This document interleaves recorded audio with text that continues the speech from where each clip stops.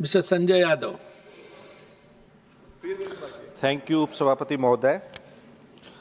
Railway के कामकाज पे चर्चा पे अवसर देने के लिए आपका हार्दिक धन्यवाद। महोदय, मैं अपनी बात को शुरू करने से पहले हमारे लालू प्रसाद आदरणीय राष्ट्रीय अध्यक्ष सहित अन्य जो रेल मंत्री रहे, उनका भारतीय रेलवे में जो योगदान रहा और भारतीय रेलवे को समृद्ध और मजबूत बनाने में उनका जो कंट्रीब्यूशन रहा, उन सबको याद करते हुए मैं अपनी बात को शुरू करना चाहूँगा।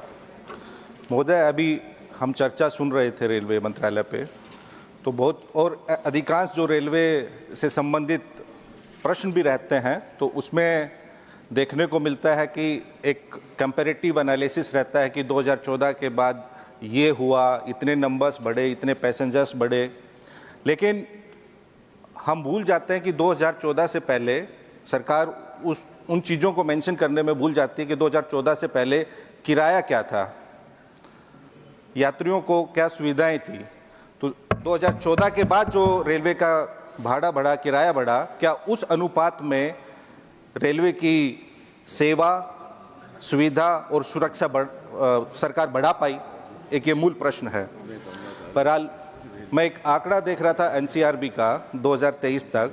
एनसीआरबी के आंकड़ों के अनुसार देश में रेल दुर्घटनाओं से 2,60,000 व्यक्तियों की मौत हुई है, चाहे वो डिरेलमेंट से हुई हो, चाहे रेल से गिरने से हुई हो, अन्य प्रकार की जो 5 कैटेगरीज है उसमें 2,60,000। अक्सर हम पहले मेले में या सर्कस में देखते थे कि एक मौत के कुएं में एक मोटरसाइकिल चलाई जाती थी, अभी भी चलती है। तो वही मैं कह रहा हूँ, वर्तमान में एक्चुअली इस सरकार में उसी रेल विभाग वो मौत के कुएं में वही मौत का खेल चल रहा है। अब रेल हादसों में कमी लाने के लिए एक सिस्टम इजाद किया गया, कवच, लेकिन पूर्ण रूप से वो अभी इम्प्लीमेंट नहीं हुआ है और कवच के इंतजार में न जाने कितने लोगों पे कफन चढ़ गए, लेकिन सरकार को कोई फर्क नहीं पड़ता, इतने लोगों की मौतें हो रही हैं। कवच का इंतजार हो रहा है, कितने लोगों कवच कितने जगह किन रूट्स पे, सेक्टर्स पे चला है, वो तो बजट में मेंशन था। दूसरा, जब हम डिरेलमेंट की बात करते हैं तो वो खाली रेल ही पटरी से नहीं उतरती, वो हमारा पूरा सिस्टम पटरी से उतर जाता है। और उन डिरेलमेंट की रेल से पटरी उतरने के बावजूद भी, इतनी संख्या में मौतें होने के बावजूद भी वो सिस्टम यूं ही चलता रहता है। उस पर क्या कार्रवाई होती है, नहीं होती है, वो अलग बात है। और असल में जब वो सिस्टम इतने डिरेलमेंट होने के बावजूद भी, रेल पटरी से उतरने के बाद भी चलता है, तो इसका मतलब है सरकार की संवेदना और सोच भी पटरी से उतर जाती है। और महोदय, आप किसी भी प्लेटफॉर्म पे चले जाइए, किसी भी जो रेल से यात्री उतरता है उससे आप पूछ लीजिए कि आपका सफ़र कैसा रहा, आपकी यात्रा कैसी रही, तो वो बताएगा कि बिल्कुल खराब। पूछेंगे भाई क्यों खराब है, वो कहेगा कि रेल में इतनी गंदगी थी कि शौचालय जाने का मन नहीं करता, वॉशरूम में इतनी गंदगी थी। और उसी जगह, उसी प्लेटफॉर्म पे शांत होकर सुने, बहस का मत। उसी प्लेटफॉर्म पे एक बड़ा सा विज्ञापन रहता है जिस पर लिखा रहता है स्वच्छ भारत। शांत होकर सुने। जब सरकार एक ट्रेन की 8-10 बोगियों को स्वच्छ नहीं रख पाती, होता है कि लोग अपने सुझाव 8-10 बोगियों में साफ सफाई नहीं रख पाती, तो किसी शहर और देश को तो स्वच्छ रखने की बात ही छोड़ दीजिए। मौका है बोलिएगा ना महोदय, अपना मौका है तो बोलिएगा। उप सभापति महोदय, जो रेल का सफर है ना, जिसको हिंदी में हम कहते हैं रेल का सफर, एक्चुअली इन्होंने उसको इंग्लिश वाला सफर बना दिया है, SUFFER। वो रेल का सफर नहीं रह गया है।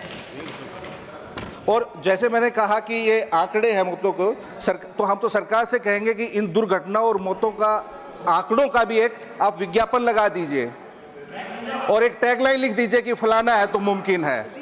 मत दीजिए, नहीं लगा पाएंगे ना, फलाना है तो मुमकिन है। 1 मिनट महोदय, railway, are you yielding? No sir. महोदय, are you yielding because minister wants to speak? इनको शायद पता नहीं है कि लालू प्रसाद जी जब रेल मंत्री थे तो रेलवे में इतना ओवरलोडिंग करवाए कि ट्रैक का लाइफ घट गया और यात्रियों के सिक्योरिटी के साथ समझौता किया, ये काम ये कर रहे हैं, इसको बोलने नहीं रहे। इसका अब जब नहीं, एक मिनट रुको ना। इनको माननीय संजय जी का है। माननीय उपसभापति महोदय, पॉइंट संजय जी को दे दीजिए ना।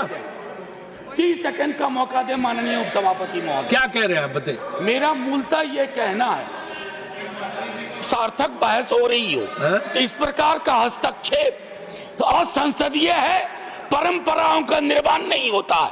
कोई भी सदस्य उठ के खड़ा होकर के, मंत्री क्यों ना हो, अगर ऐसा करेंगे तो डिरेलमेंट हम भी करेंगे। एक मिनट देखिए, मैं ऐसा है मनोज जी, एक बार शांत, नीरज शांत। मनोज जी, मैंने इसमें जो नियम है, नियम ये है कि अगर मेंबर यील्ड करता जो बोल रहा है तभी वो बोलेगा। मैंने उनसे पूछा, यील्ड करके मतलब बैठ गए, तब उनको अनुमति मिली। तो इसलिए जो है, इसलिए पहले मैंने पूछा नियम के अनुसार, इसलिए हम बैठे। अच्छा महोदय, जहां तक लालू जी के कार्यकाल की बात है, वो तो आंकड़े, सत्य और इतिहास है। आप अभी, मैं आज कैंटीन में बैठा हुआ था तो भारतीय जनता पार्टी के माननीय सदस्य थे, उस वक्त कोई रेल मंत्री के पास जाता था तो क्या क्या काम होते थे, उनको अभी भी लालू जी को याद करते हैं। और जो उस वक्त रेलवे प्रॉफिट में रहा 90,000 करोड़, वो इतिहास अपने आप में है। तो लालू जी ने क्या किया कुलियों के लिए, क्या इको फ्रेंडली योजनाएं चलाई, क्या ट्रैक का लोड बढ़ा या नहीं बढ़ा, वो तो दस्तावेजों में है।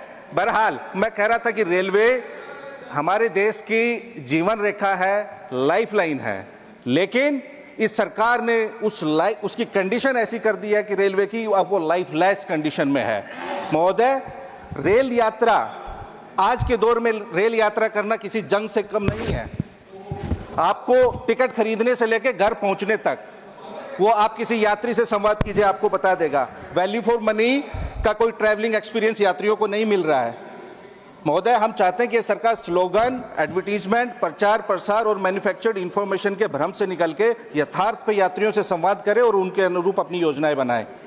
महोदय, अभी होली का त्योहार है, आप जाइए किसी रेलवे स्टेशन पे, बिहार की बात हो रही थी, 20 साल से वहाँ एनडीए की सरकार है, 11 साल से यहाँ है, सबसे अधिक बिहार, तीसरा लार्जेस्ट पॉपुलस स्टेट है बिहार। वहाँ बिहार की जाने वाली ट्रेनों की 200% कैपेसिटी से अधिक ओवरलोडिंग है। लालू जी के समय नहीं होती थी। अभी आप जाइए भगदड़ में, अभी भी पीछे मेरे बिहार के लोग थे, उनका सफर कैसे आरामदायक हो, कैसे सुखदायक हो, उस पे बात होनी चाहिए। बिहार के लाइफ और लालू जी ने तो गरीब रथ चलाया।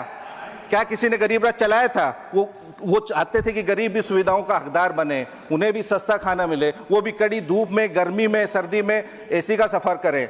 तो इसलिए वो उन्होंने सुविधा बढ़ाई थी। और उनके दिए हुए कारखाने जो बिहार में है 3, उनमें रिकॉर्ड तोड़ प्रोडक्शन हो रहा है। लेकिन हालिया सरकार क्या कर रही है? अमीरों के लिए ट्रेन लाई जा रही है और प्राइवेट हाथों में उन्हें सौंपा जा रहा है। ऊंची कीमतों पे टिकट है। जैसे मैंने कहा, उस वक्त क्या प्राइसिंग था टिकट का, अब क्या है?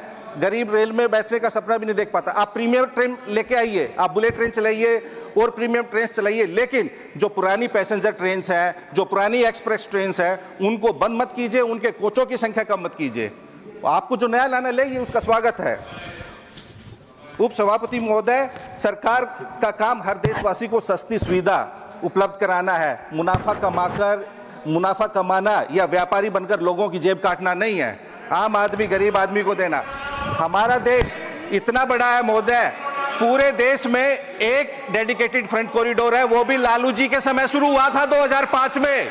उसके बाद से कितने डीएफसी आपने बनाए, कितने डीएफसी ऑपरेशनल हैं? महोदय, 1 मिनट लूंगा आपकी, मैं अपनी बात को कंक्लूड कर रहा हूं। 3 लाख से अधिक non gazetted post. Neeraj ji, महोदय, 3 लाख से अधिक नौकरियां युवाओं की खाली है। उन नौकरियों को भरने के लिए आप क्या कर रहे हैं? सरकार उस पर जवाब दे। 3 लाख से अधिक नॉन गेजेटेड पोस्ट खाली है।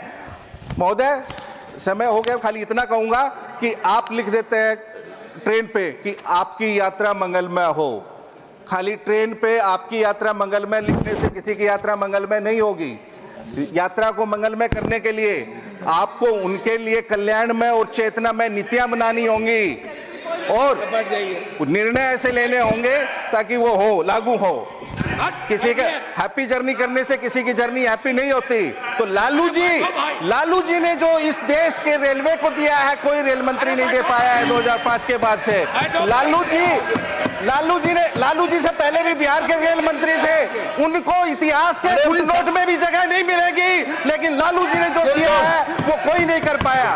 उन्होंने बिहार को 3 कारखाने दिए, किस रेल मंत्री ने दिया? बात करते हैं। बहुत बहुत शुक्रिया महोदय। और ऐसी खबरें देखने के लिए सब्सक्राइब कीजिए हमारे YouTube चैनल को। वीडियो पसंद आए तो लाइक, कमेंट और शेयर जरूर कीजिए। शुक्रिया।